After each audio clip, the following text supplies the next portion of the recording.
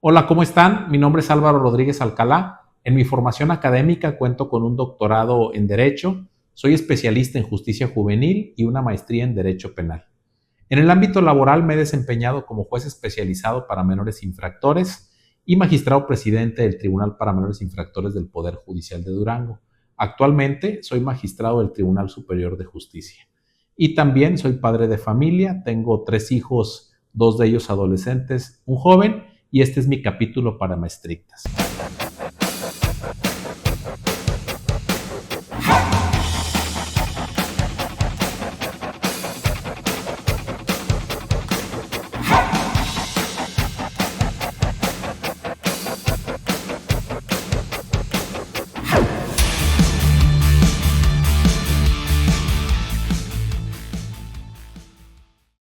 Hola, ¿qué tal? Público conocedor que nos escucha y que nos ve. Bienvenidos a un capítulo más de Maestrictas. Yo soy María Mariela. Hoy tenemos un tema que nos toca directamente en el aula, en la dirección y a toda la comunidad de docentes. ¿Qué hacemos cuando un adolescente se sale de control? Cuando las faltas de respeto o las conductas de riesgo ya no se resuelven con un reporte o con una llamada a los padres. ¿Dónde termina la autoridad del maestro y dónde empieza la ley? Para responderlo, hoy nos acompaña alguien con una visión muy clara desde el ámbito jurídico y humano, el doctor Álvaro Rodríguez Alcalá, magistrado del Poder Judicial y especialista en delincuencia juvenil, quien fuera por 3 años magistrado y por 3 años juez del Tribunal para Menores Infractores del Estado de Durango y con 20 años al servicio público, y quien ha dedicado parte de su carrera a la justicia para adolescentes y a la construcción de una sociedad más consciente sobre los derechos y las responsabilidades de estos jóvenes. Con él hablaremos sobre los límites legales del actuar docente, qué hacer frente a un alumno conflictivo y cómo prevenir que una situación escolar termine en un proceso judicial. Sin más preámbulo, le doy la bienvenida a nuestro invitado, el doctor Álvaro Rodríguez Alcalá. Hola, Miss Mariela, un gusto estar aquí en tu programa. La verdad que es un placer en muchas de las ocasiones que lo escucho, pues cómo se abordan los temas que tienen que ver con los jóvenes y sobre todo el quehacer de los maestros, que es muy importante en esta sociedad actual. Entonces, pues, estoy muy contento por la invitación y muchas gracias. No, muchas gracias, al contrario, por haber aceptado. Ya desde hace meses le había Sí, dicho de que me interesaba el capítulo y la verdad, inicialmente me interesó mucho por la parte desde los adolescentes, claro, porque creo que hay mucha realidad que los padres pues no ven o que la sociedad en general no ve respecto a educar a adolescentes. Por ejemplo, desde nuestra parte de docentes, es muy común que entre nosotros platiquemos que pues los adolescentes a veces son muy difíciles. Hay adolescentes que pueden llegar a ser muy difíciles y que inclusive hay agresiones, hay bullying, está esta actitud siempre como retadora de los adolescentes hacia los docentes. Entonces, a pesar de que nosotros tenemos manuales y tenemos reglamentos, pues también somos personas emocionales claro. y a veces no podemos evitar engancharnos con un comentario, con una broma, inclusive con un albur. Entonces, de ahí fue que me nació como el interés de este capítulo, de que también la sociedad nos vea de esta parte de que pues también nosotros muchas veces no sabemos qué hacer. Y no sabemos qué hacer porque también a lo mejor las otras partes a las que les corresponde actuar pues no lo están haciendo. Entonces los papás a veces quieren que nosotros eduquemos hasta lo que a ellos les toca en casa. Entonces a veces nos hemos enfrentado a situaciones muy, muy, muy difíciles. Yo creo que no hay un solo docente, al menos hablando de secundaria y de media superior, que no hayamos pasado por una situación bien bochornosa con un adolescente. Claro. Y también está esta otra parte en la que pues yo comprendo, ¿verdad? O sea, yo soy la adulta y yo comprendo que el niño, que el adolescente pues está pasando por una etapa ya de por sí complicada y pues se le pueden acentuar por problemas de casa y de la misma sociedad, ¿no? Entonces, pues cómo trabajar en equipo también con ellos, que no nos vean como enemigos a pesar de que nosotros les pongamos reglas, que ellos aprendan estos límites, pero que también los aprendamos los docentes. Fíjate, muy interesante tu comentario en el sentido y la postura que dices de que nosotros somos los adultos. Me parece que partir de ahí es bien importante, porque históricamente la infancia y la adolescencia ha sido sectorializada, ha sido segregada, ha sido tal vez menospreciada, incluso por eso les llamamos menores de edad, poco entendida. En nuestro país, el ser un adolescente es una etapa crítica, es una etapa de problemas, es una etapa problemática para los padres, para los maestros, para la sociedad. El adolescente a través de la historia se le han venido reconociendo sus derechos a través del tiempo. Hay una figura que se llama adultocentrismo. El adultocentrismo es pues que el adulto tiene la razón, que el adulto es el centro de todo, que el adulto es el que toma las decisiones. Y es una cultura que desde luego viene de otros países, pero se ha arraigado mucho en México bajo un concepto llamado tutelarismo.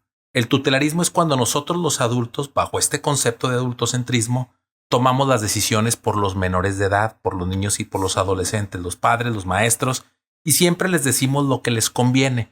Pocas veces los escuchamos. Entonces, si queremos reconocer el problema, primero tendremos que partir de que el adulto tiene que especializarse en el trato con niños y con adolescentes. Y nos tenemos que especializar todas aquellas personas, operadores de sistemas, docentes y padres de familia, ¿por qué no? A través de podcast, a través de tu programa, a través de otros programas, a través de la literatura, porque finalmente tenemos interacción con los niños y con los adolescentes. El adultocentrismo ha sido catalogado a rango internacional como la antítesis del interés superior del adolescente, es decir, todo lo contrario a lo que debemos de potencializar. Si nosotros nos especializamos y nosotros trabajamos en esta materia y conocemos los porqués de las reacciones de los jóvenes, de los niños, de los adolescentes, sus etapas etarias, podemos atenderlos de mejor manera. Obviamente nos vamos a desesperar, obviamente nos vamos a dar encontronazos con ellos porque también somos seres humanos y también venimos de etapas de crecimiento, desarrollo, apegos, trastornos de apego, aprendizajes erróneos. Y desde luego, pues nos podemos equivocar y podemos conflictuarnos con ellos. Entonces, partiendo desde ese punto, la adolescencia considerada como etapa crítica es un error. La adolescencia es una etapa en desarrollo, es una etapa en donde el ser humano está aprendiendo a comunicarse incluso, está conociendo su identidad, su preferencia sexual, sus gustos, y desde luego en esta etapa influye mucho el contexto social. Y es ahí donde nacen o surgen los factores de riesgo que amenazan a los adolescentes día con día. Esos factores de riesgo pues los vemos en todos lados, desde el seno familiar, desde la calle, desde la escuela, desde las propias redes sociales. Yo pertenezco a una generación en donde empezábamos con lo digital, de lo análogo a lo digital, y no teníamos esta información tan fuerte de la presión social en redes sociales, de la presión social de las marcas, de la presión social del estatus y desde luego el alcohol y las drogas. No había tanta presencia. Entonces ahora los jóvenes reciben mucha presión. Tenemos que identificar por qué etapa están pasando para poder dar una buena atención y un buen servicio. Y regreso. Es una etapa crítica, pero por el contexto social. Es una etapa crítica, no por sí misma, porque es una etapa de cambios, es una etapa en desarrollo. Así como crece el cuerpo, así crecen las emociones. Y yo siempre cuando platico con padres de familia sobre esto, les digo, oigan, ¿ya vieron la película de Pixar de Intensamente? Donde cambian las emociones de un niño o de un infante a un adolescente. Nosotros lo vivimos, yo lo viví, los padres lo vivimos, entonces solamente hay que entenderlo. Eso no quiere decir que vayamos a solapar, eso no quiere decir que vayamos a ser permisivos, que vayamos a ser libertinos. No, eso quiere decir que vamos a entender por qué están pasando los jóvenes, los muchachos, nuestros alumnos, nuestros hijos, los vecinos, y vamos a tratar de interactuar con ellos adecuadamente, acorde a su edad. De esa manera podemos transitar de una forma más sencilla y podemos obtener los beneficios que queremos. El aprendizaje, si a un niño le dices o a un adolescente le dices no lo hagas, pues lo va a hacer. Si le ponemos un mal ejemplo como padres de familia en temas de adicciones, en temas de violencias, en temas de corrupción o de todo lo que se ve, pues obviamente él lo va a hacer. Entonces, por eso regreso al punto. El adulto tiene mucha influencia en los niños y en los adolescentes y en él está poder cambiar la forma de interactuar con ellos. Fíjese que se me queda mucho esto de que pues nosotros como tenemos una interacción, bueno, desde la parte de docentes, con niños, con adolescentes, hay que prepararnos. Definitivamente. Porque, por ejemplo, yo siempre he renegado que en los planes de estudio de la normal, que pues es las instituciones que nos preparan a los docentes, solo tenemos una materia que se llama desarrollo de los adolescentes. Uh-huh. Es una materia de 8 o 9 que tenemos. Y la verdad, o sea, eso que dicen a veces de que en la práctica es donde aprendes, cuando yo salí de la normal, a mí ningún profesor me dijo que iba a ser también un reto aprender a trabajar desde esta parte emocional con ellos. O sea, yo nunca me imaginé, así como muchos normalistas todavía no se lo imaginaron o que están estudiando en la normal, que íbamos a batallar tanto, que teníamos que comprender tanto el contexto, porque eso iba a influenciar muchísimo en el aprendizaje, en el desarrollo de los niños. Entonces ya en la práctica, pues nos topamos con pared, de que hay veces, yo me acuerdo que en mis primeros años me decían los profesores, si no controlas al grupo disciplinariamente, no tienes nada, Mariela, no tienes nada. Entonces para mí era un reto y yo me desgastaba muchísimo, primero queriendo controlar la disciplina, ¿y cómo era la disciplina que yo conocía? Pues como a mí me la habían ejercido, todos calladitos, derechitos, si alguien tiene duda, levanta la mano, o sea, muy disciplinado. Entonces fue la disciplina que yo quise ejercer con mis alumnos en los primeros años. Y la verdad, o sea, fueron unos años que yo creo que los 2 o 3 primeros años fueron unos años en los que yo tenía la presión arriba siempre, estaba muy estresada, salía demasiado cansada de las aulas, hasta que dije, necesito soltar un poco esto porque no es mi responsabilidad tampoco. O sea, a veces esta parte también como de querer comprenderlos demasiado, en la escuela no lo pintan como de que hay que justificar. Era algo que usted ahorita mencionaba, o sea, no por eso vamos a solapar, ¿verdad? No. Entonces luego nos vamos como que a la otra orilla de este discurso. Y pues ahí han dado, ¿verdad? Como muchos docentes tratando de investigar. Ya después empecé a educarme en podcast, fíjese, encontraba podcast de psicólogas que nos decían cómo actuar con los niños, con los adolescentes, cuando pasaban situaciones de conflicto. Y también desde una parte personal, yo también adopté pues filosofías como más de estar de no tener como que todo controlado todo el tiempo, y también que el hecho de que los alumnos estén calladitos no significa que estén aprendiendo. Exacto. Entonces también como que soltar un poquito. Pero sí, yo siempre he renegado que en la normal no nos preparan lo suficiente y tampoco hay una preparación continua, hay más como una preparación continua académica, pero Sí. no emocional, no psicológica, no de acompañar al adolescente, ¿verdad? Sí, es muy normal porque yo comentaba también que la etapa de la infancia y la adolescencia ha venido evolucionando a través del tiempo. Por lo menos en México hay un nuevo paradigma a partir del 2014.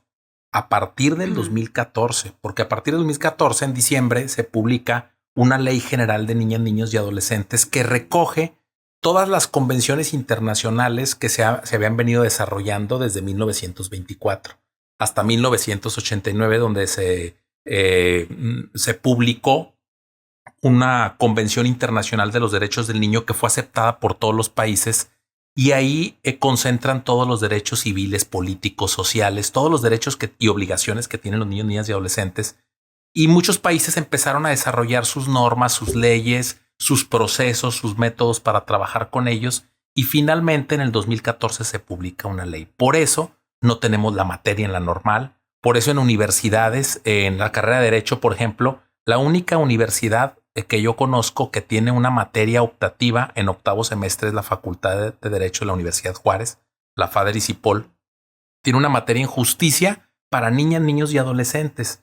Y ahí los estudiantes de Derecho pues empiezan a prepararse para conocer los derechos sustantivos de los adolescentes, por qué etapas cruzan, cuáles son los retos que se tienen como abogados, desde luego, y cómo va a ser la interacción como especialista con ellos. Por eso ahora todos los que interactúan con adolescentes según la ley general tienen que tener una especialización, tienen que tener conocimientos para poderlos sobrellevar, para poderlos conducir, para poderlos acompañar. La disciplina en el pasado, en el aula, era igual que la disciplina en la casa. Es decir, se permitían los cintarazos, se permitía aventar el borrador, el gis. Era el tipo de disciplina de hace mucho tiempo. Obviamente esto ya no es permitido. Existen otros métodos y procesos que no implican violencia, porque la violencia genera violencia finalmente, o trae trastornos del pasado. Y finalmente ahora la disciplina pues tiene primero identificar al usuario. ¿Qué necesita ese ser humano? ¿En cuál etapa etaria se encuentra? ¿Cuál es la interacción que se tiene con esa persona y cuáles son sus necesidades? Hay trastornos también de déficit de atención, muchas cosas que vemos en la actualidad que no teníamos y por eso tenemos que clasificar al alumno. Podemos finalmente decir, oye, este alumno no se va a componer. Bueno, tal vez en ese momento no. Tal vez habrá que dejarlo pasar y no engancharnos con él, sino buscar otro método de aprendizaje. Yo también soy docente en universidad y por lo general prefiero de semestres del quinto en adelante, por lo general porque la interacción es diferente con un muchacho de secundaria, con un muchacho de preparatoria, con los primeros semestres. Sin embargo, lo que nos puede marcar la diferencia es precisamente el conocimiento de las etapas etarias. Dos psicólogos famosos, Sigmund Freud y Jean Piaget, han hablado que en 2 años, de 2 años a 2 años, la persona cambia totalmente. Entonces sus necesidades son diferentes y nosotros como docentes, como adultos, como sociedad en general, tenemos que tener esta información para poder interactuar con ellos. Yo les pregunto a los padres, ¿qué es lo que te faltó en la adolescencia? El 80% coincide en decir la presencia de mis padres, la atención de mis padres, aun y cuando hayan estado ahí, aun y cuando hayan vivido con ellos, la mayoría responde el acompañamiento y la presencia de mis padres. Entonces, pues los valores empiezan en la casa.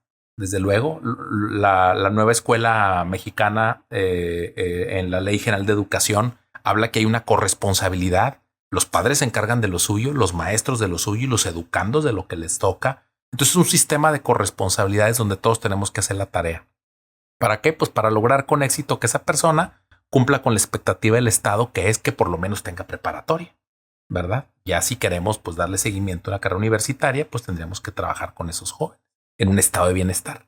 Sí. Me llama la atención, bueno, que nos empieza a hablar un poquito del marco legal de los niños.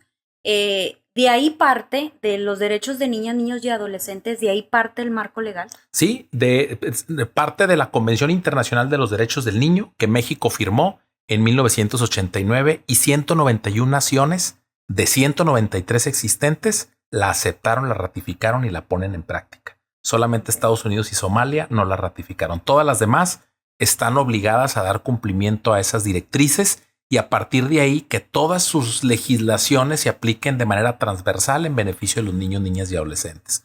Por eso en el 2014 surge esta Ley General de Niños, Niñas y Adolescentes. Por eso la Ley General de Educación, en donde tiene apartados específicos para establecer los temas del bullying, los temas de la mediación, los temas de la corresponsabilidad de los padres, de no ejercer disciplina arbitraria por parte de los maestros, porque tiene un enfoque esa Ley General de Educación humanista y proteccionista de los niños, niñas y adolescentes.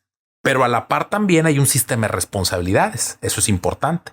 Surgen los derechos y siempre les hemos platicado los derechos, pero algo que nos ha fallado como sociedad y como instituciones en muchos de los casos es decirles qué pasa cuando incumples con el contrato social, qué pasa cuando rompes una norma, qué pasa cuando afectas el derecho de un tercero. Hay sanciones. Los adolescentes creen que por ser menores de edad van a quedar impunes las actividades delictivas que realicen. Oye, es que soy menor de edad, a mí no me pueden detener. Y lo vemos en medios de comunicación, en noticieros, en la calle, donde padres, sociedad, jóvenes piensan que pueden quebrar un vidrio sin que los detenga la policía. Entonces es un problema porque genera impunidad. Pero hay una ley que lo sanciona. Por ejemplo, entonces ahí, ¿cuál es o cómo se define jurídicamente a un menor infractor? O sea, ¿cuál es la diferencia entre un adolescente conflictivo y ya que pase a ser un menor infractor? Las entidades federativas, los estados de la República, como por ejemplo Durango, Coahuila, tiene códigos penales. Los códigos penales establecen normas o prohibiciones para que las personas y la sociedad no las realicen y que si lo hacen hay una consecuencia. Se les llama delitos. Esos delitos son conductas que, por ejemplo, puede ser a la persona que se apodere sin derecho y sin consentimiento de un objeto comete el delito de robo. Los adolescentes como tal pueden cometer esa conducta, pero no se les va a imponer una pena. Se les va a imponer una medida socioeducativa. Es decir, los adultos cometen delitos y se les imponen penas. Los adolescentes cometen conductas con apariencia de delito y se les imponen medidas socioeducativas. Esa es la diferencia. ¿Qué buscamos con el adulto? Castigarlo. ¿Qué buscamos con el adolescente? Socioeducarlo. ¿Por qué es la diferencia? El adulto ya se desarrolló, el adulto ya aprendió, el adulto ya sabe lo bueno y lo malo, ya sabe las consecuencias y si la riega, la paga. El adolescente no, está en una etapa formativa, está en una etapa en desarrollo. Si la riega es por un control de impulsos incorrecto, es por presión, es por alguna situación que en ocasiones no depende totalmente o anímicamente de él, y por eso el Estado no lo sanciona a través de una pena. Es decir, al adolescente se busca que no lo vuelva a hacer, que tenga una experiencia de legalidad, pero que sí haya desde luego una sanción. La sanción va a ser socioeducativa y puede ser en un catálogo desde presentación periódica a un juzgado, desde trabajo en beneficio de la comunidad, que vaya a la escuela, que no consuma drogas, que no porte armas, que no se junte con determinadas personas y según la magnitud de la conducta puede haber hasta un internamiento, es decir, prisión. Entonces, pero eso ya sería en el caso de que fuera un delito muy grave, ¿no? Conductas típicas, por ejemplo, las conductas típicas puede ser la violación a la intimidad sexual, por ejemplo, que el adolescente tome una fotografía de una persona sin ropa y la publique, que haga un sticker de una persona y divulgue su identidad, que se robe algo en la escuela, que lesione a un compañero, que lleve enervantes, alguna droga, que lesione a alguien. Todas esas son conductas sancionables. Usted comentaba hace un momento, Miss, que hay reglamentos en la escuela y el reglamento se tiene que aplicar, pero de manera paralela debe también llevarse a cabo un procedimiento ante la ley para que el adolescente reciba su sanción dentro de su reglamento escolar, pero también reciba una sanción por el tema de haber infringido una norma y desde luego restituir un daño.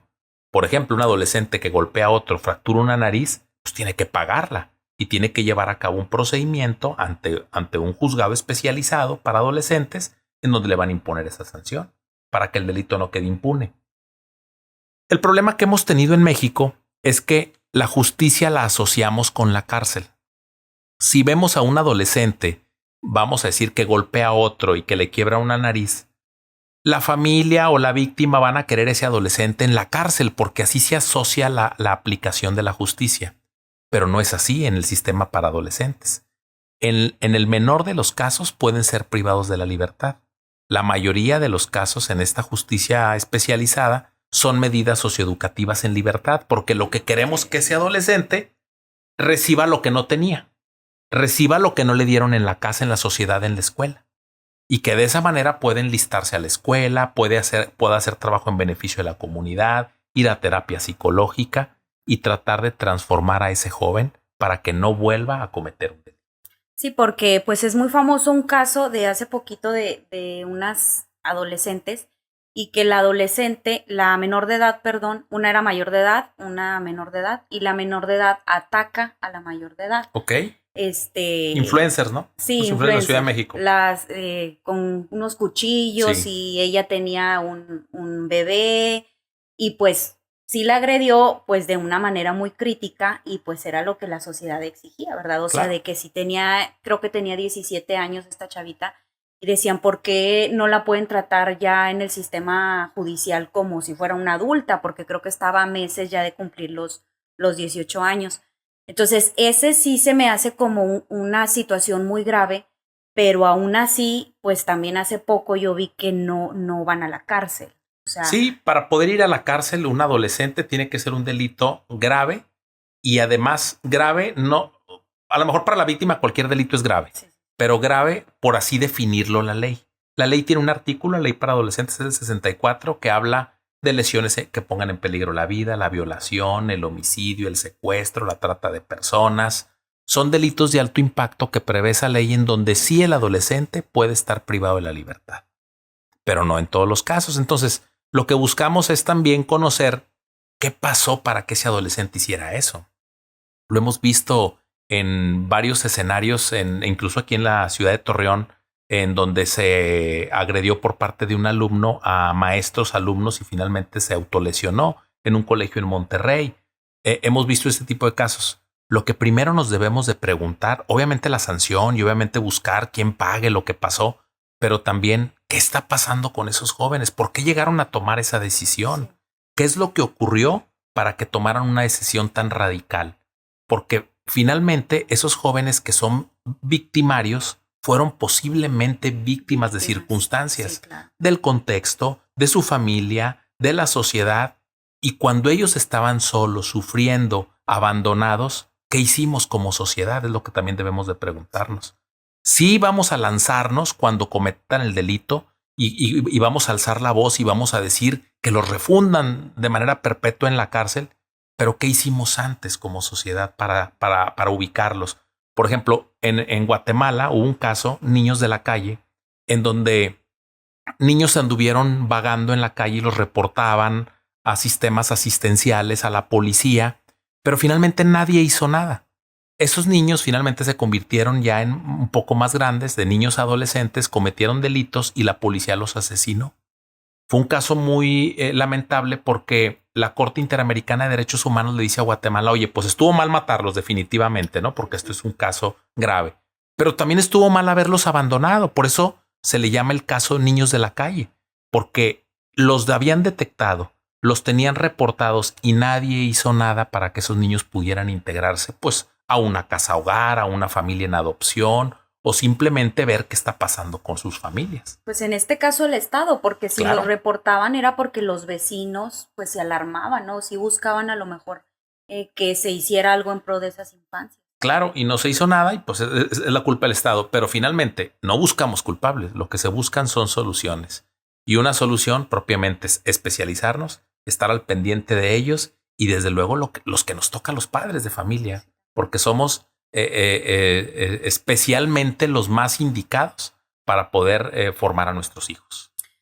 Creo que sí le comenté que en alguna ocasión yo trabajé en una escuela, no le había comentado a mi jefe. En alguna ocasión trabajé yo en una escuela y cuando yo llegué me sorprendió mucho el comentario que me hizo el director, porque llegué para un CETE, entonces estábamos en reunión y me dijo, Mariela, aquí no tenemos alumnos desmadrosos, eso es el lenguaje, aquí no tenemos alumnos desmadrosos, tenemos alumnos con potencialidad para delincuentes. Sí. Entonces me alarmó mucho que ya los tenían bien clasificados ahí, ¿verdad? Entonces ya luego él me empieza a decir que él tenía muchos años de ser director ahí y que, pues no me dio un porcentaje, ¿verdad? Pero me dijo, muchos de mis exalumnos que estuvieron aquí o están en la cárcel o están muertos. Entonces me dice, hay mucho que hacer aquí. Okay. Y sí me alarmó muchísimo. A mí la escuela no se me hizo como que tan... Con un conflicto tan grande como él así me lo presentó. Pero también en alguna ocasión dijo en una reunión, aquí el profesor que no tiene conflictos con los adolescentes no sabe lo bien que se la está pasando. O sea, porque era muy extraño a lo mejor, o era muy común engancharse como docentes. Entonces, le platico esto por mi siguiente pregunta. ¿Qué señales nosotros como docentes deberíamos de ponerle atención en las aulas? ¿Qué señales nos pueden decir que los adolescentes están ya en conductas de riesgo graves? Ok. La Ley General de Educación y la Ley General de Niñas, Niños y Adolescentes, esencialmente al adulto, pero también al docente, lo obliga a estar al pendiente de su entorno y tratar de detectar factores de riesgo. Los factores de riesgo son múltiples, ahorita los platicamos más adelante. Pero ¿qué es lo que como docentes nos puede llamar la atención? Pues obviamente el alumno contestón, que no deja dar clase, el alumno que reta al maestro, pues es una conducta desafiante, es una conducta que desde luego pone de manifiesto que no hay límites en el hogar. Si no lo hay en la escuela, quiere decir que no hay en el hogar, pues hay que poner atención en él. Los niños o adolescentes que se duermen en clase, que tienen bajo rendimiento académico, que los vemos somnolientos, desasiados, mal alimentados, de luego algo está pasando en su casa. Esto empieza desde luego a marcar una diferencia de otros alumnos y esto puede ser una bandera roja que debemos de atender. ¿Qué es lo que tenemos que hacer en todos los casos? Pues siempre tener protocolos, manuales del quehacer como docentes, el reporte, la bitácora, las actas circunstanciadas, porque también podemos ser omisos. Ya vimos al profesor Esteban de Baja California que fue vinculado a proceso por no haber reportado una pelea entre adolescentes donde un adolescente falleció. Entonces, ese docente fue responsabilizado por un delito de omisión. La propia Ley General de Educación, la propia Ley General de Niños y Niñas y Adolescentes habla que el docente frente a grupo es el responsable del área, es el responsable del aula. Y desde luego, si notamos este tipo de comportamientos, pues lo tenemos que hacer saber inmediatamente a sus padres. ¿Qué sucede cuando llamamos a los padres y no van? Seguramente es muy común que los padres no quieren reconocer o tienen miedo de reconocer lo que está pasando y no atienden a sus hijos. Bueno. O sabe que ha pasado mucho, perdón por interrumpirlo, ha pasado mucho que los padres dicen, ya no sé qué hacer con él, haga lo que quiera. Ok, bueno, nosotros como padres tenemos una responsabilidad sobre nuestros hijos y la responsabilidad es una buena crianza. Si el padre no puede dar una buena crianza, lo que procede es dar vista a la Procuraduría de Protección en el estado de Durango o a PRONIF en el estado de Coahuila. Dar vista porque la propia ley lo dice. Dice, si el padre no atiende los llamados, si el padre no está al pendiente de su hijo, hay omisión de cuidados. Y omisión de cuidados es un delito donde se puede responsabilizar al padre. No queremos asustar a los padres, no los queremos sancionar por parte del Estado, pero queremos que hagan lo que les toca. Sí, y lo que les toca es la disciplina de los hijos. En el pasado yo le creía a nuestros padres y abuelos donde decían, es que yo no nací, ¿cómo es el dicho? Yo no sé ser padre. Sí. Algo así. Nadie nace sabiendo ser padre. Bueno, pero ahora hay podcasts, hay tutoriales, ahora hay libros, inteligencia artificial, hay cursos. Si queremos ser buenos padres, pues hay que ponernos manos a la obra y hacer lo que nos toca. Uno de los problemas más significativos en la sociedad actual es la falta de límites. La falta de límites en el hogar. Los padres de ahora podemos llamarnos la generación de la obediencia. Los padres de mi edad, yo tengo 47 años. Nosotros somos la generación de la obediencia porque somos la generación que le obedecimos a nuestros padres, pero ahora le obedecemos a nuestros hijos.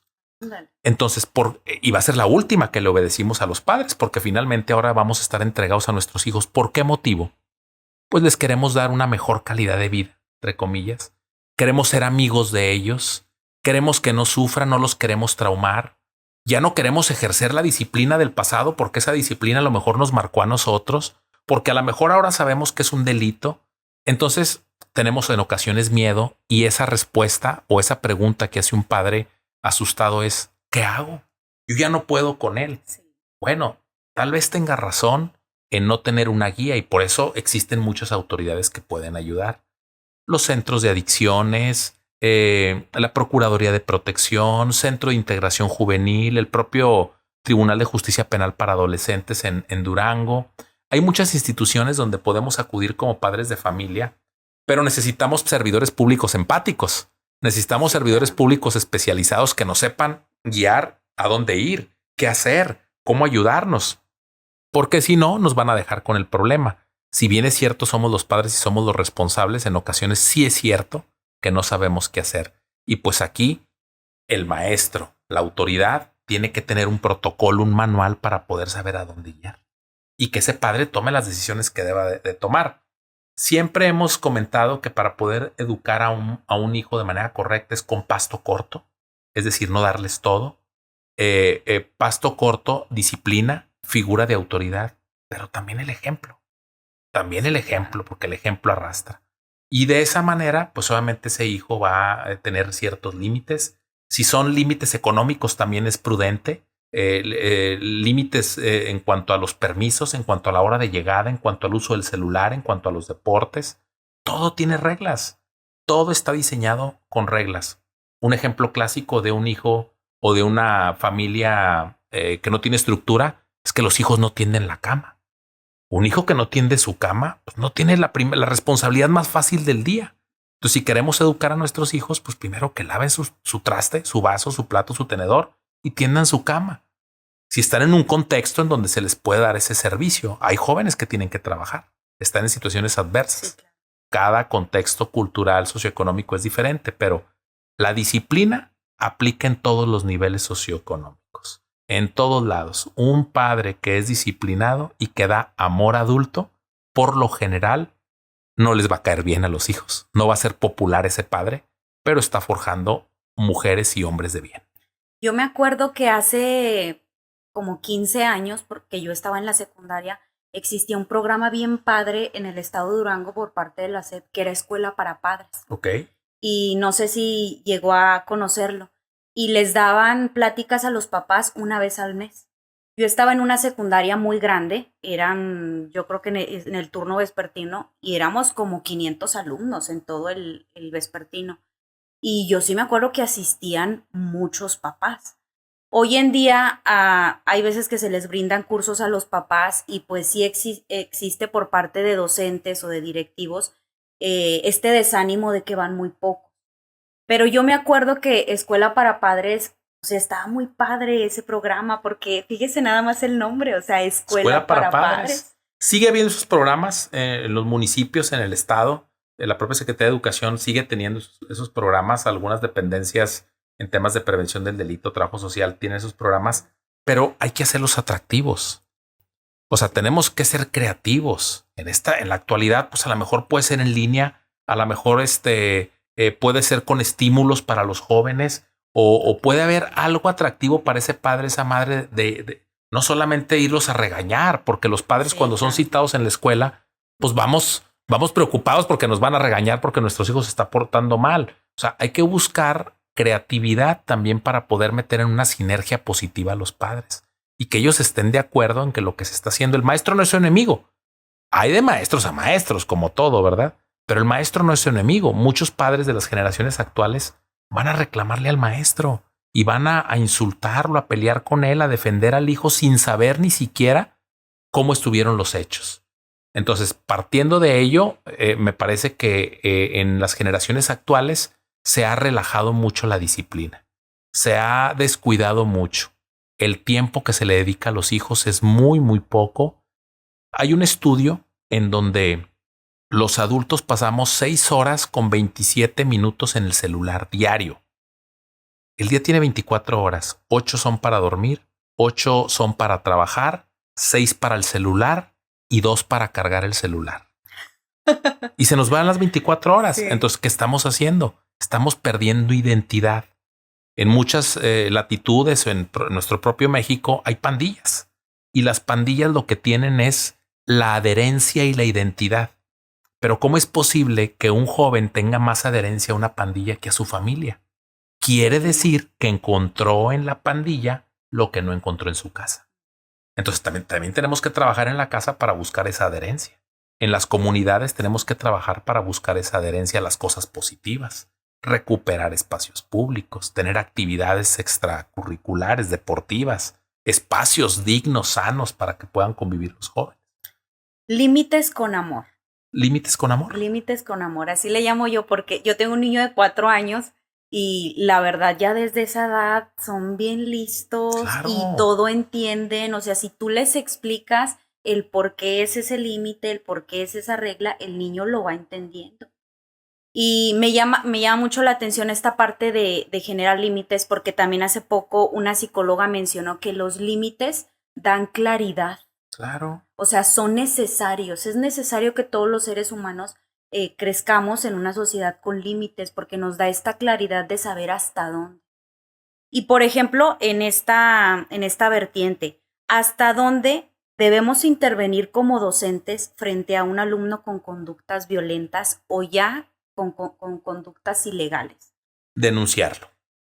Me pregunta una maestra, oiga, ¿qué pasa si un joven trae droga a la escuela? Háblale a la policía. ¿Lo van a detener? Sí. Pero ese no es su problema. El problema es el del muchacho. Metió una navaja, metió una pistola, metió drogas, robó. Denúncielo. Muchas veces los maestros prefieren aplicar el reglamento, llamarle a los padres y conciliarlo domésticamente para no quemar a la escuela, para no afectar la reputación. Yo como padre preferiría que mi hijo estuviera en una escuela en donde denuncian las cosas y donde llevan a los tribunales, a la justicia civil, las situaciones sin escándalo, desde luego, que una que los oculta. ¿Por qué? Porque es un manotazo en la mesa. El manotazo en la mesa, ¿para qué sirve? Para que los demás lo vean.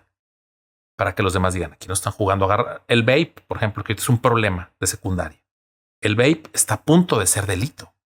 Si no es que ya está a lo mejor en materia federal. El vape está prohibido. Hay una reforma desde el año pasado en donde no se puede comercializar ese instrumento. Entonces, si encontramos a muchachos fumando vape, a la policía, ahorita no, cuando ya sea delito, a la policía, pero si nos encontramos con droga, si golpeó a alguien, vamos a denunciarlo. Si le dio una nalgada a una niña o un niño, hay que denunciarlo. Finalmente, no se les va a castigar, es decir, no es perjudicarlos. Es beneficiarlos a través de un sistema integral de justicia para adolescentes en donde les van a aplicar medidas socioeducativas. Si un docente tiene un delito a la vista por el infractor, denunciarlo. Pero también pasa que tenemos víctimas. Las víctimas de delitos sexuales, por lo general, en niños o en adolescentes, se denuncia en la escuela. Se denuncia con maestros, maestras, profesores o gente con la que han generado empatía, los niños víctimas. Y muchas de las veces la mala atención o mala intervención de un docente ante el develamiento de un delito, a una víctima de un delito, pues puede que no se denuncie o puede que se transgiverse la información. Hay protocolos de abordaje para este tipo de casos y un maestro, cuando ve a una persona que cometió un delito, lo denuncia a través de su superior o a través de el trabajo social o departamento jurídico de la institución. Se hace la denuncia, se le habla a los padres y se aplica el reglamento de la escuela, pero también las leyes civiles. Si es una víctima, es un trato similar, pero sin llegar a ser un investigador. Un maestro, una maestra no puede convertirse en un investigador, en un interrogador, porque muchas de las veces al querer saber el delito y querer ayudar, sí, noblemente, le preguntan, a ver, ¿y cómo estuvo? ¿Y cuándo fue? Y que no, esa no es la labor del maestro. El maestro escucha el develamiento de un hecho delictivo, toma nota y lo reporta a su superior para que se presente la denuncia. Muchas de las veces el agresor sexual de un niño o un adolescente en esas etapas es en la casa. Es por un padrastro, una madrastra, un tío, un primo, en círculos de confianza. Entonces, si no hace nada ese maestro, a la persona que le denunciaron y le develaron el hecho puede también incurrir en la comisión de un delito. Sí, puede llegar a ser una situación muy bochornosa y eso pasa muchísimo. Es muy común. Tanto en escuela pública como en escuela privada. Yo me acuerdo que mi primer año trabajé en un colegio católico y ahí no se les denunciaba ni siquiera a los papás. Yo me acuerdo que la madre me decía, es que aquí los papás pagan para que no se les moleste. No. Entonces había situaciones pues delicadas que ni escalaban a los papás y a los papás ya se les hablaba cuando la situación ya era insostenible, cuando ya se había cometido una falta muy grave como esta de introducir drogas o de llegar inclusive bajo los efectos del alcohol o de sustancias a la escuela. Y en la pública también yo he visto que pasa mucho eso, de que conciliamos, pero luego a veces no se cumple estos acuerdos a los que se llegan con los papás y casi siempre un adolescente que comete una situación ya delicada en la escuela lo vuelve a hacer.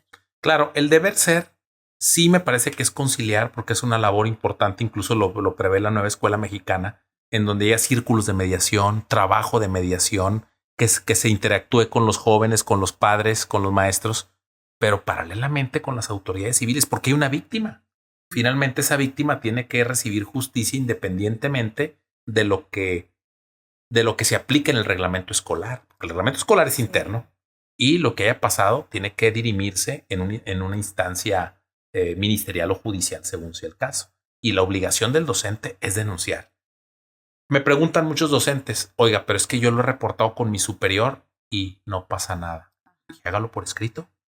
Haga el acta circunstanciada por escrito de lo que pasó, fírmele y pídale a 2 colegas suyos de testigos y que se la reciba el superior. Porque el maestro, él sí no va a tener las facultades de ir a una instancia, pero el supervisor o según el perfil o el cargo que tenga el superior, él sí lo tiene que hacer, porque es el responsable y si no lo hace, puede ser que incurra en un delito de comisión por omisión. Sí, o sea, ya sería omisión, o sea, ya si lo hacemos nosotros por escrito, pues ya queda sentado que de parte mía Cumplió. se El maestro cumplió. frente a grupo cumplió. Por ejemplo, el profesor de aquella entidad, si lo hubiese reportado al superior, tal vez él estuviera exento de responsabilidad, porque él reportó esa situación. Ya no Sí. subió más adelante, pues ya no le corresponde. Ahora me gustaría que habláramos un poquito, hablar en general sobre los derechos de los adolescentes, porque yo sí pienso, he leído algunos, de hecho hasta aquí tengo el manual de convivencia de educación del Estado de Durango, y a veces sí siento que, por ejemplo, estos manuales pues están muy bien y están respaldados con la ley, con los derechos de niños, niñas y adolescentes, pero hay reglamentos internos en las escuelas. Ujú. Y a veces esos reglamentos internos son los que no están Adecuados, adaptados. adaptados, o sea, que no tienen una... ay, se me fue la palabra. O sea, que Ok. rebasan o que inclusive violan los derechos de los niños, Ok. niñas y adolescentes. En este margen de querer ser como muy rigurosos, muy Ok. estrictos, muy cuadrados. Entonces sí me gustaría, y más que usted también es docente, como que nos diera un panorama de qué tipo de reglas internas, por más que querramos, no puede haber en una institución. La dignidad. La dignidad y la forma de intervenir con un adolescente es lo más importante. La dignidad de ponerlos en ridículo, de mandarlos al rincón, de sacarlos del salón, todo eso atenta contra la dignidad, de decirles brutos, de decirle tonto. Todo eso pasa, ¿eh? Sí, sí, sí, sí, Sucede. sí. Entonces eso es atentar contra la dignidad y es la vulneración, desde luego, de un derecho. A su intimidad, el derecho a su intimidad. Hay cosas que no quieren decir, que no quieren contar y no los podemos obligar. Obviamente, si le atañe una situación a algo que se está ocultando por un delito, pues ponerlo en conocimiento, desde luego, de la autoridad. Esos dos elementos o esos dos derechos me parece que son los rectores o las llaves de otros derechos. Obviamente el derecho a la educación, el derecho a recibir un buen trato, pero la dignidad y el derecho a la intimidad me parece que son los ejes rectores de la interacción que tiene un docente con sus. Porque existen, por ejemplo, este tipo de reglas, por ejemplo, de no traer celular. ¿Ok? Y que si traen celular se les va a retirar, se les va a condicionar varios días, no se les va a entregar hasta que vengan los papás. Ok. Y luego están este otro tipo de reglas también de que si no traes el cabello corto no puedes Ok. entrar, si no traes el uniforme no puedes entrar, si no traes los tenis o los zapatos o el uniforme de gala o las uñas cortas, o si vienes pintada no te dejan entrar. Ok. O sea, este tipo de reglas yo muchas veces pienso que no están respaldadas. Pudiera ser contradictoria con algún derecho humano. Por ejemplo, el tema del cabello. Hay por ahí un amparo donde un adolescente y su padre promovieron un amparo porque no le permitían traer el cabello como quería traer el adolescente y finalmente lo ganó. Pues es el libre desarrollo de su personalidad. Decía el argumento del juez de amparo que no por traer de tal o cual manera el cabello, su aprendizaje se iba a mermar.